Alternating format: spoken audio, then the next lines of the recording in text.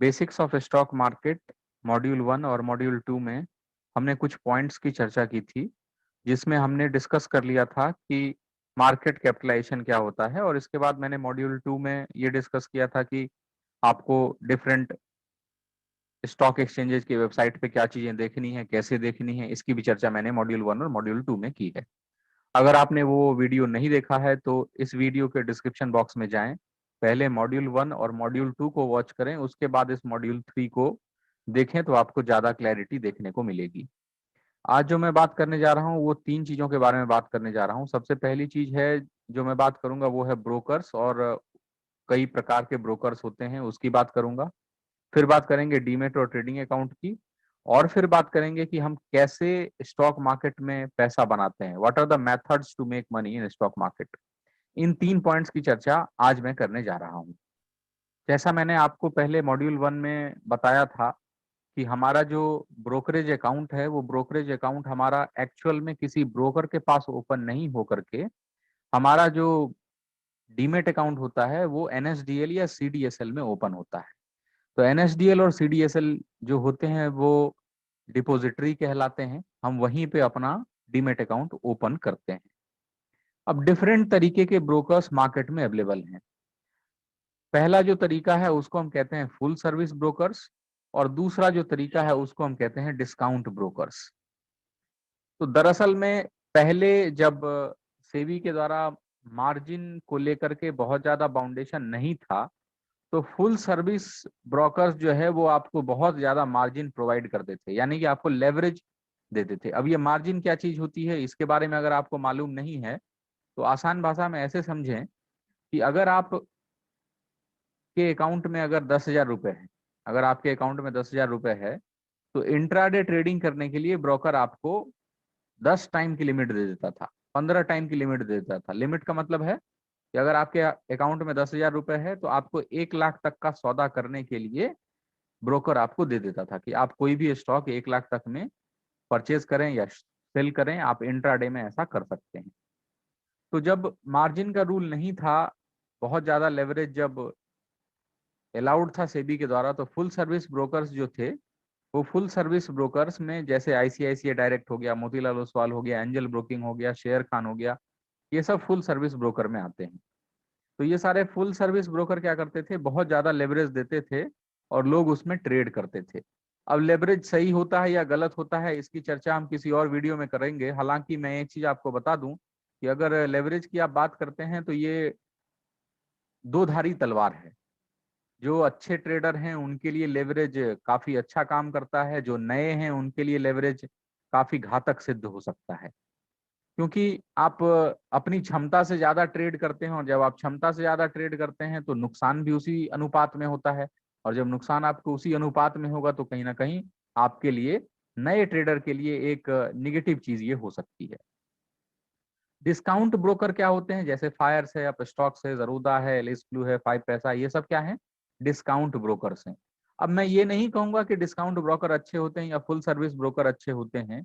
मैं बस आपको थोड़ा सा डिफरेंस बता देना चाहता हूं कि फुल सर्विस ब्रोकर में और डिस्काउंट ब्रोकर में आपको जनरली अंतर क्या देखने को मिलेगा।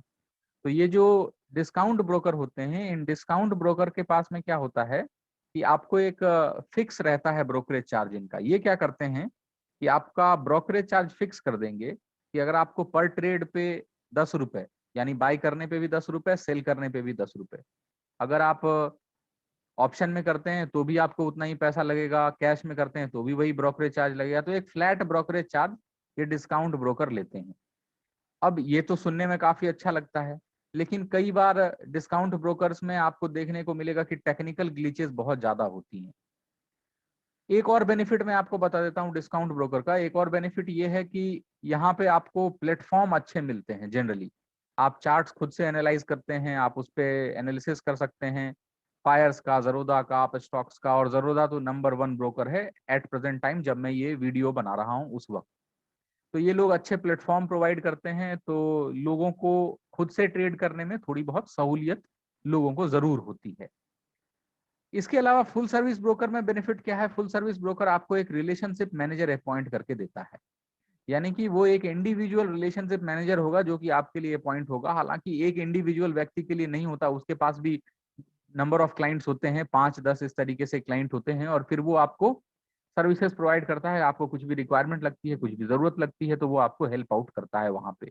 तो कई बार उम्र दराज लोग जो हैं वो प्रिफर करते हैं कि फुल सर्विस ब्रोकर पे ही वो ट्रेड करें या इन्वेस्ट करें, क्योंकि वहां पे थोड़ा सा एक ट्रस्ट ज्यादा होता है उन लोगों का, या फिर ह्यूमन टच अगर आता है तो उन लोगों का ट्रस्ट थोड़ा सा ज्यादा होता है। तो उम्र दराज लोग थोड़ा बहुत फुल सर्विस ब्रोकर को प्रिफर करते हैं। यंग जनरेशन जो है वो डिस्काउंट ब्रोकर को, मैंने देखा है यहाँ तक कि डिस्काउंट ब्रोकर को वो प्रिफर करते हैं। तो डिस्काउंट ब्रोकर में एक और चीज आपको देखने को मिलेगी कि एक तो है सबसे पहली चीज की ब्रोकरेज आपको फ्लैट रहता है। आपको प्लेटफॉर्म थोड़ा बहुत सहूलियत वाला मिलेगा, बहुत ज्यादा कंपेयर जब आप करेंगे फुल सर्विस ब्रोकर से और डिस्काउंट ब्रोकर से, तो बहुत ज्यादा सहूलियत भरा प्लेटफॉर्म मिलता है आपको। हालांकि मोतीलाल ओसवाल, आईसीआईसीआई डायरेक्ट, ये सब आपको प्लेटफॉर्म भी अच्छा प्रोवाइड करते हैं, लेकिन फिर भी मैं कहूंगा कि ईज ऑफ ट्रेडिंग में अगर आप जाएंगे तो ईज ऑफ ट्रेडिंग में डिस्काउंट ब्रोकर के पास में आपको ज्यादा सहूलियत मिलता है। इसके बाद आप इसके बाद बात जो आती है वो ये आती है कि आप जब ट्रेड करते हैं तो क्या रिलेशनशिप मैनेजर डिस्काउंट ब्रोकर में रहता है? तो रिलेशनशिप मैनेजर डिस्काउंट ब्रोकर के पास में नहीं रहता है। वहां पे आप को एक डेडिकेटेड रिलेशनशिप मैनेजर नहीं मिलेगा। आप इंडिविजुअली कॉल एंड ट्रेड की फैसिलिटी ले सकते हैं, और कॉल एंड ट्रेड हर किसी के लिए अवेलेबल है। चार्जेस थोड़े बहुत डिफर करते हैं अलग अलग डिस्काउंट ब्रोकर में। तो हो सकता है कि कोई ब्रोकर आपसे 40 रुपए का पर ट्रेड कॉल एंड ट्रेड की फैसिलिटी में ले, कोई हो सकता है 20 रुपए का ही ले, कोई हो सकता है 10 रुपए का ही ले। ये डिपेंड करता है कि आप कौन से डिस्काउंट ब्रोकर के पास में जाते हैं। मैंने यहाँ पे जो नाम लिखे हैं, इसके अलावा भी और भी बहुत सारे डिस्काउंट ब्रोकर अवेलेबल हैं, लेकिन ये कुछ प्रमुख डिस्काउंट ब्रोकर हैं, इसलिए मैंने इन्हीं का नाम लिखा है यहाँ पे। फुल सर्विस ब्रोकर में भी आप जाएंगे तो और भी बहुत सारे फुल सर्विस ब्रोकर्स भी अवेलेबल हैं। तो ऐसा नहीं है कि यही सेलेक्टेड हैं, और भी बहुत सारे अवेलेबल हैं, ये सारे कुछ ज्यादा पॉपुलर हैं, इसलिए मैंने यहाँ पे नाम इनका लिखा हुआ है। तो ये जो ब्रोकर होते हैं ये सेबी के द्वारा रजिस्टर्ड होते हैं, और मेरी आपसे सलाह है कि आप किसी भी ऐसे ब्रोकर से डील ना करें जो कि सेबी के द्वारा रजिस्टर्ड ना हो। तो ये सारे सेबी के द्वारा रजिस्टर्ड होते हैं। इसके अलावा ये जितने भी ब्रोकर्स हैं वो सारे के सारे ब्रोकर्स डिपोजिटरी डिपोजिटरी से मेरा मतलब है एनएसडीएल और सीडीएसएल।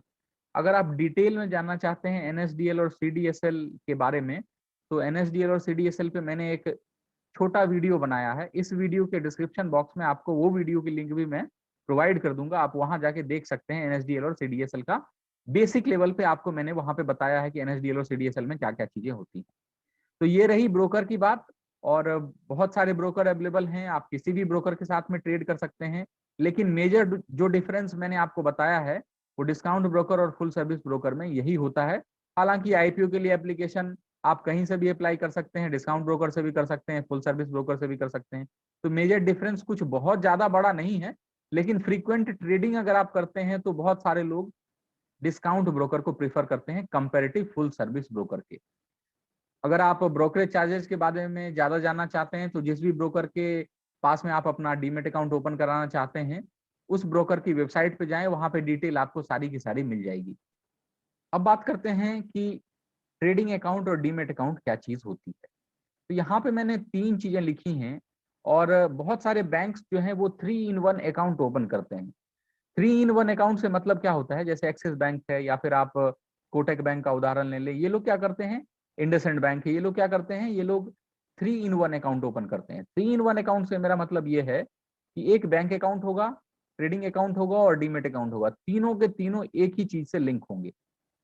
अब ये बैंक अकाउंट से क्या होता है कि आप पैसा ट्रांसफर करते हो ट्रेडिंग अकाउंट में, तो बैंक अकाउंट से जो पैसा है वो ट्रांसफर होकर जाता है ट्रेडिंग अकाउंट में। जब भी आप किसी ब्रोकर के पास में अपना अकाउंट ओपन करते हैं तो ये 2 तरीके के अकाउंट आप ओपन करा सकते हैं, या तो आप डीमेट अकाउंट ओपन कर सकते हैं या फिर आप ट्रेडिंग अकाउंट ओपन कर सकते हैं।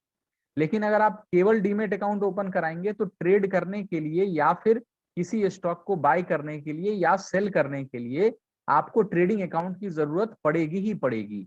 तो बिना ट्रेडिंग अकाउंट के डीमेट अकाउंट का कोई भी महत्व नहीं है। हालांकि जैसे मान लीजिए बहुत सारे लोग ऐसे हैं कि आप एक बार किसी स्टॉक को परचेज कर लेना चाहते हैं और उसके बाद उस स्टॉक को भूल जाना चाहते हैं। ऐसा जनरली करते नहीं है लोग, लेकिन फिर भी अगर किसी की मंशा है तो वो क्या करेगा, ट्रेडिंग अकाउंट और डीमेट अकाउंट दोनों ओपन करेगा, और ट्रेडिंग अकाउंट में पैसा अपना ट्रांसफर करेगा बैंक अकाउंट से, और उसके बाद शेयर्स परचेज करने के बाद में जब वो शेयर डीमेट अकाउंट में आ जाएंगे तो डीमेट अकाउंट में आ जाने के बाद में उस ट्रेडिंग अकाउंट को वो क्लोज कर देगा, तो उसका केवल डीमेट अकाउंट ही ओपन रहेगा। ऐसा आप कर सकते हैं। दूसरी चीज, अगर आप ट्रेडिंग करते हैं तो ट्रेडिंग करने के लिए आपको ट्रेडिंग अकाउंट की आवश्यकता पड़ती है, क्योंकि फ्रीक्वेंट जब आप बाय या सेल करेंगे तो उसके लिए आपको जरूरत पड़ेगी ट्रेडिंग अकाउंट की। बिना ट्रेडिंग अकाउंट के आप किसी भी स्टॉक में बाय या सेल नहीं कर सकते। तो पहले आप अपने बैंक अकाउंट से पैसा ट्रांसफर करते हैं ट्रेडिंग अकाउंट में, और फिर इस ट्रेडिंग अकाउंट से आप स्टॉक्स परचेज करते हैं। स्टॉक्स परचेज करने के बाद में डीमेट अकाउंट में वो स्टॉक आपके आ जाता है, और फिर आपके अकाउंट में डीमेट अकाउंट में वो स्टॉक रहता है। जब आपको सेल करना होता है स्टॉक, तो फिर आप क्या करते हो, डीमेट अकाउंट से उस स्टॉक को सेल करते हो तो वो ट्रेडिंग अकाउंट में आता है, और यहाँ पे जो आपको प्रॉफिट होता है, जो मुनाफा होता है, वो यहाँ पे शो होता है ट्रेडिंग अकाउंट में। और उसके बाद इस ट्रेडिंग अकाउंट से पैसा आप चाहो तो ट्रांसफर कर सकते हो अपने बैंक अकाउंट में। तो बेसिक जो प्रोसेस है वो ये 3 तरीके की प्रोसेस है। अब अगर आप, जैसे मैंने आपको बताया कि आपका जो ब्रोकर है, वो ब्रोकर के पास में जब आप डीमेट अकाउंट ओपन करेंगे तो उस ब्रोकर के पास में डीमेट अकाउंट ओपन करते टाइम पे आपको एक बैंक अकाउंट की डिटेल भी देनी पड़ेगी। आप अपने बैंक अकाउंट की डिटेल देंगे, बैंक अकाउंट वहां से लिंक हो जाएगा, और लिंक हो जाने के बाद में आप अपने बैंक अकाउंट से ट्रेडिंग अकाउंट में पैसा ट्रांसफर करेंगे, वहां से स्टॉक्स परचेज करेंगे, और फिर वो स्टॉक जो है वो डीमेट अकाउंट में आ जाएगा। तो आपको बैंक अकाउंट लिंक कराना पड़ेगा। और मैं जो कह रहा था आपसे कि 3-in-1 अकाउंट, वो जनरली बैंक्स ओपन करते हैं। उसमें क्या होता है कि आपको अलग से कुछ भी लिंक कराने की जरूरत नहीं पड़ती। आपका जो खाता है वही खाता ट्रेडिंग अकाउंट के तौर पे भी काम करता है, डीमेट अकाउंट के तौर पे भी काम करता है। आप उसी पैसे का यूटिलाइज उस तरीके से कर सकते हैं, खरीद सकते हैं इंट्राडे में मार्केट में, फिर उसी दिन बेच सकते हैं। प्रॉफिट हुआ, आप वापस से प्रॉफिट आपके उस अकाउंट में शो हो जाएगा। तो ये बार बार ट्रांसफर करने का जो झंझट है, ये 3-in-1 अकाउंट की जो फैसिलिटी है, ये बैंक अकाउंट में जनरली, बैंक में आपको जनरली देखने को मिलेगा। ब्रोकर के पास में ये जनरली देखने को नहीं मिलता है। ब्रोकर के पास में आपको अपना एक अकाउंट जो है वो लिंक करना पड़ता है डीमेट अकाउंट से, तो ही ये इस तरीके की ट्रेडिंग और इस तरीके का ट्रांसफर जो है ये हो पाता है। तो मोटा मोटा बात यह है कि बैंक अकाउंट से आपको एक ट्रेडिंग अकाउंट में पैसा ट्रांसफर करना पड़ेगा, उसके बाद यहाँ पे आप स्टॉक परचेज करेंगे, स्टॉक परचेज करने के बाद में वो स्टॉक जो है वो डीमेट अकाउंट में चला जाएगा। ठीक इसी प्रकार जब आप सेल करेंगे तो पैसा ट्रेडिंग अकाउंट में शो होगा।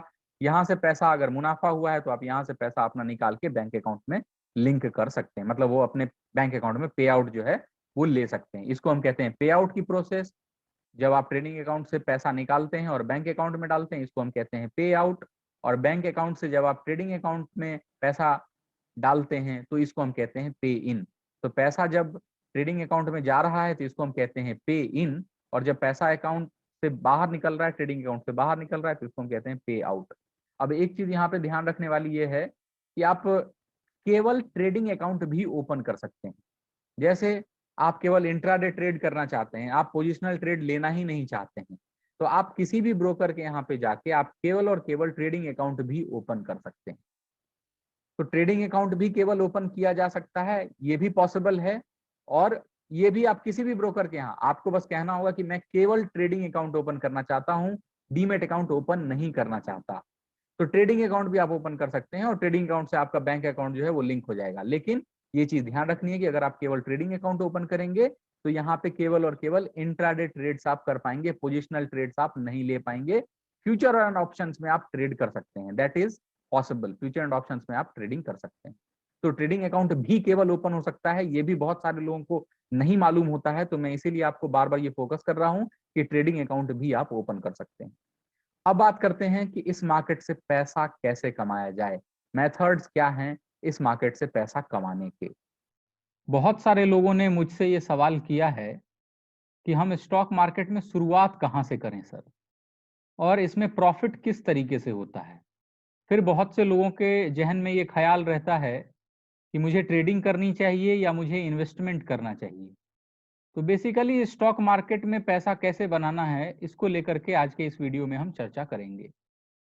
तो सबसे पहले अगर मैं बताऊं आपको, तो 2 ही तरीके होते हैं स्टॉक मार्केट में पैसा कमाने के। या तो आप ट्रेडिंग करके पैसा कमा सकते हैं, या फिर आप इन्वेस्टमेंट करके पैसा कमा सकते हैं।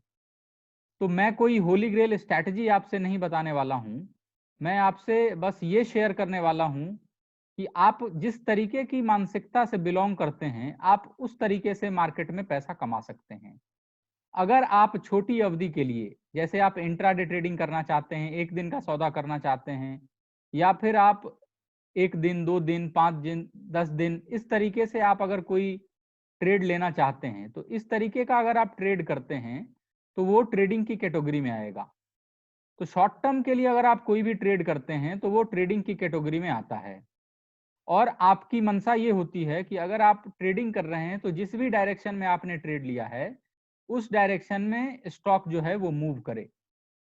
तो छोटी अवधि के लिए अगर आप पैसा कमाना चाहते हैं, छोटी अवधि में पैसा कमाना चाहते हैं, तो आपके लिए ट्रेडिंग बेहतर है।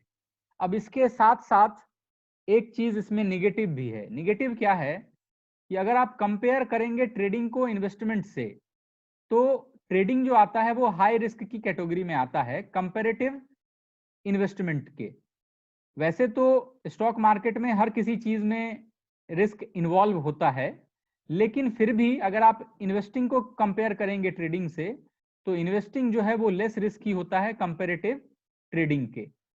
अब इन्वेस्टमेंट में हम क्या करते हैं? इन्वेस्टमेंट में हम किसी कंपनी की स्टडी करते हैं, किसी कंपनी के बैलेंस शीट की स्टडी करते हैं, किसी कंपनी के प्रॉफिट एंड लॉस स्टेटमेंट की स्टडी करते हैं, और फिर अगर हमें लगता है कि ये कंपनी आगे चल के बेहतर परफॉर्म करने वाली है, आने वाले 3 सालों में, 5 सालों में, 10 सालों में ये कंपनी बेहतर परफॉर्म करने वाली है, तो हम उसे इन्वेस्ट कर देते हैं, उस स्टॉक में हम अपना पैसा इन्वेस्ट कर देते हैं।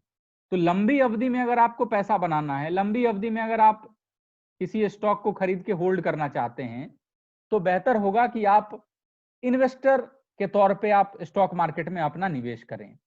अब दूसरा कंस्ट्रेंट ये भी है कि ट्रेडिंग अगर आप करते हैं, तो आपको डेली स्टॉक मार्केट वॉच करना पड़ेगा। यानी कि अगर आपके पास में समय नहीं है और आप 5 घंटे 6 घंटे स्टॉक मार्केट को नहीं दे सकते हैं, तो फिर ट्रेडिंग आपके लिए नहीं बना हुआ है। ट्रेडिंग करने वाले के लिए स्टॉक मार्केट को मॉनिटर करना बहुत जरूरी होता है। अगर आप मॉनिटर नहीं करेंगे और अगर आप टिप्स के बेसिस पे काम करना चाहेंगे, तो फिर ट्रेडिंग में सफलता हासिल करना बहुत मुश्किल होगी। इन्वेस्टिंग में क्या होता है कि आपको नॉलेज की तो आवश्यकता है ही, लेकिन फिर भी कंपैरेटिव अगर आप थोड़ा बहुत इस पे मेहनत करेंगे, अगर आप बैलेंस शीट स्टडी करना समझ जाएंगे, अगर आप प्रॉफिट एंड लॉस स्टेटमेंट पढ़ना समझ जाएंगे, अगर आप प्राइस टू अर्निंग रेशियो को समझ पाएंगे, ऐसे बहुत सारे फंडामेंटल पॉइंट्स हैं जिनको अगर आप पढ़ते हैं, एक बार समझते हैं उनको, तो आप अच्छे तरीके से किसी एक कंपनी को समझ सकते हैं और फिर उस कंपनी में आप निवेश कर सकते हैं। एक और चीज ट्रेडिंग में इन्वॉल्व होती है, वो है कॉस्ट। अगर आप बार बार बाय और सेल करेंगे, फ्रीक्वेंटली अगर आप बाइंग सेलिंग करेंगे, तो ब्रोकरेज की कॉस्ट है, ट्रेडिंग की कॉस्ट है, और भी बहुत सारे चार्जेस आपको लगते हैं ट्रेडिंग करते टाइम पे। तो वो सारे कॉस्ट जो है वो इन्वॉल्व हो जाएंगे ट्रेडिंग ट्रेडिंग में।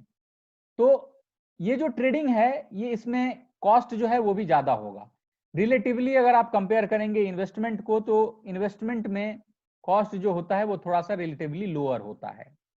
अगर आप ट्रेडिंग करते हैं, तो आपको टेक्निकल एनालिसिस का ज्ञान होना बहुत जरूरी है। हालांकि मार्केट साइकोलॉजिकल बेस्ड काफी चलता है, मार्केट में साइकोलॉजी, बहुत सारी चीजें साइकोलॉजी के ऊपर डिपेंडेंट हैं। तो टेक्निकल का ज्ञान होना तो बहुत जरूरी है अगर आप ट्रेडिंग करते हैं। तो अगर आप इन्वेस्टमेंट करते हैं, तो आपको फंडामेंटल एनालिसिस के बारे में ज्ञान होना जरूरी है। इसी चैनल पे मैंने बेसिक्स ऑफ टेक्निकल एनालिसिस और फंडामेंटल एनालिसिस के बारे में भी वीडियो बनाया है। आप वीडियो के डिस्क्रिप्शन बॉक्स में बेसिक्स ऑफ टेक्निकल एनालिसिस और बेसिक्स ऑफ फंडामेंटल एनालिसिस का भी वीडियो आप देख सकते हैं। तो ट्रेडिंग जो किया जाता है वो शॉर्ट टर्म के लिए किया जाता है, कैश फ्लो के लिए किया जाता है कि आपका एक रेगुलर कैश फ्लो जो है वो बना रहे। इन्वेस्टमेंट जो है वो वेल्थ क्रिएशन के लिए किया जाता है, चाहे आप किसी एक स्टॉक में इन्वेस्ट करें या फिर म्यूचुअल फंड के माध्यम से इन्वेस्ट करें। आपकी अगर रिस्क टेकिंग कैपेसिटी बहुत कम है, रिलेटिवली लोअर है अगर आपकी रिस्क टेकिंग कैपेसिटी, तो आप इन्वेस्टर के तौर पे काम कर सकते हैं।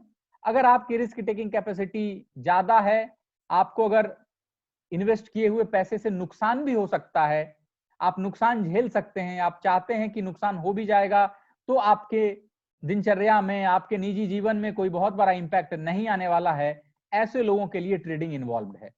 तो आपको सबसे पहले अपने आप को समझना होगा, अपने आप को जानना होगा कि आप समय दे सकते हैं मार्केट में, या फिर किस तरीके का मानसिकता है आपका। आप अगर बिल्कुल भी नुकसान नहीं करना चाहते हैं मार्केट में, तो ट्रेडिंग या फिर इन्वेस्टमेंट आपके लिए है ही नहीं। इस चीज को आप समझिए। तो आप अपने आप को समझिए और फिर किसी एक मेथड को पकड़िए और फिर उस मेथड को सीखने की कोशिश कीजिए। हम 15 साल, 20 साल, 25 साल लगाते हैं और उसके बाद हमें एक जॉब मिल पाता है। और ट्रेडिंग और इन्वेस्टमेंट करते टाइम पे हम सीखना नहीं चाहते हैं, हम डायरेक्टली मार्केट में पैसा लगा देते हैं और चाहते हैं कि हम पैसा कमा लें। तो ये पॉसिबल नहीं होगा, आपको पहले इसको सीखना पड़ेगा। आप एक बार जब सीखेंगे, फिर ट्रेड करेंगे या फिर निवेश करेंगे, तो ही आप इस मार्केट में सफलता हासिल कर सकते हैं। उम्मीद है मैंने बहुत सारे पॉइंट्स को कवर किया है, और आप अगर इन पॉइंट्स को ध्यान में रखेंगे तो आप एक बेहतर ट्रेडर या फिर एक बेहतर निवेशक बन सकेंगे।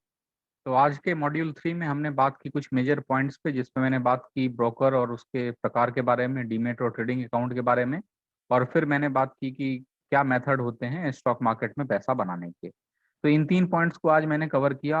अगले मॉड्यूल में मैं चर्चा करूंगा एसेट क्लासेस के बारे में, फिर सेगमेंट के बारे में, और फिर सबसे इम्पोर्टेंट और most important point, why people lose money in stock market. लोग स्टॉक मार्केट में पैसा नुकसान क्यों करते हैं।